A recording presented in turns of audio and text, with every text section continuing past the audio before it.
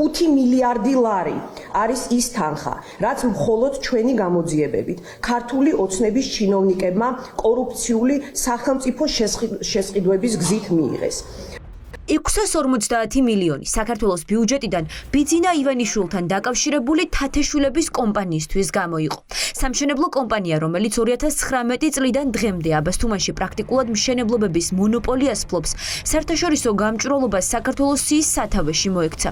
კოლოსალურია თანხა, რომელიც სახელმწიფო ბიუჯეტიდან ღარიბაშვილთან დაკავშირებულმა კომპანია სერპანტინმა მიიღო. სერპანტინის ანგარიშზე ჯამში 390 მილიონი ჩაირიცხა. სამეულშია ქართული ოცნების დეპუტატი გიორგი ჭყონიასთან დაკავშირებული კომპანია, რომელმაც 392 მილიონი ლარი მიიღო. ცდილობენ დაჩაგრონ და პასუხისგებლობა დააყენონ იმ ადამიანების, რომლებიც ეწინააღმდეგებიან კობახიძის კლანს, მოდით ასე ვთქვათ, ხო? ანუ ამას ვუყურებთ ჩვენ სინამდვილეში. არც ღარიბაშვილს, არც ლილუაშვილს და არც სხვებს არ გაუკეთებია არაფერი ისეთი, რაც დაარაკეთებს რიგითი ოცნების მაღალჩინოსანი. ელიტური კორუფციის სიაში ოცნების 38 მინისტრი ან მოადგილე, 40 დეპუტატი, 17 მოსამართლე და 67 მუნიციპალური მაღალჩინოსანი მოხვდა.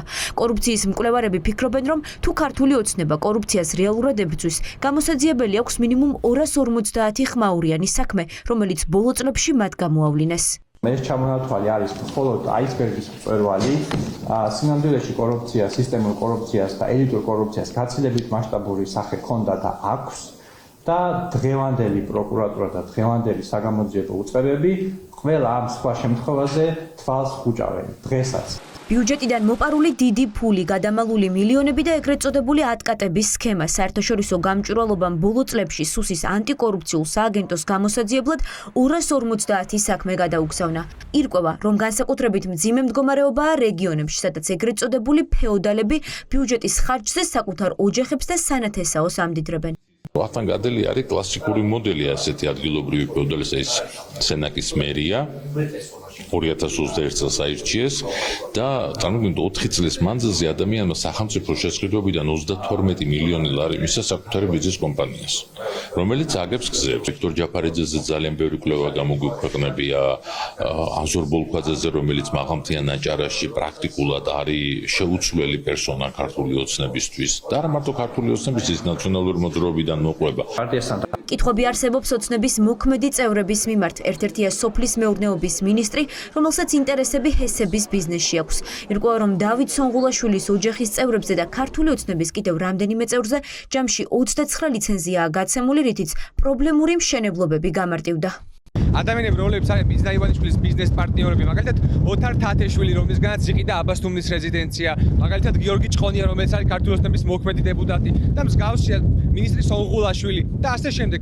არავის ამის მიმართ არ ხდება პასუხისგებაში მიცემა ან გამოძიების დაწყება, სამაგიეროდ პირადი შურისძიების გამო ვისაც გადაეკიდა ივანიშვილი, აი ამ ადამიანების ციხეში გაშვება ხდება, მათ შორის ლილუაშვილის და ღარიბაშვილის კლაინდაში. როდესაც ვლაპარაკობთ კორუფციაზე, ვლაპარაკობთ ადამიანებზე, რომელსაც ძალიან დიდი ფინანსური შესაძლებლობები უჩნდებათ ელიტური კორუფციის შედეგად. ყველა ამ ადამიანს დღეს აქვს შესაძლებლობა, რომ მიიმალოს, დაემალოს და გაექცეს გამოძიებას. აგერ არის უამრავი ჟურნალისტური გამოძიება და კვლევა მოიქულიონ, ებრძოლონ რეალურ კორუფციას, მაგრამ ეს არის ტყუილი, სინამდვილეში ჩვენ უყურებთ კლანურ დაპირისპირებებს. მხოლოდ 2024 წელს კითხვები გააჩინა ჯამში მილიარდზე მეტი ღირებულების ტენდერებმა. ეს კობახიძის მმართველობის პერიოდს ეხება. კორუფციის მკვლევარები ამბობენ, რომ ამ დრომდე პრობლემურია 300-ზე მეტი განკარგულება, რომელსაც მთავრობა დღემდე მალავს.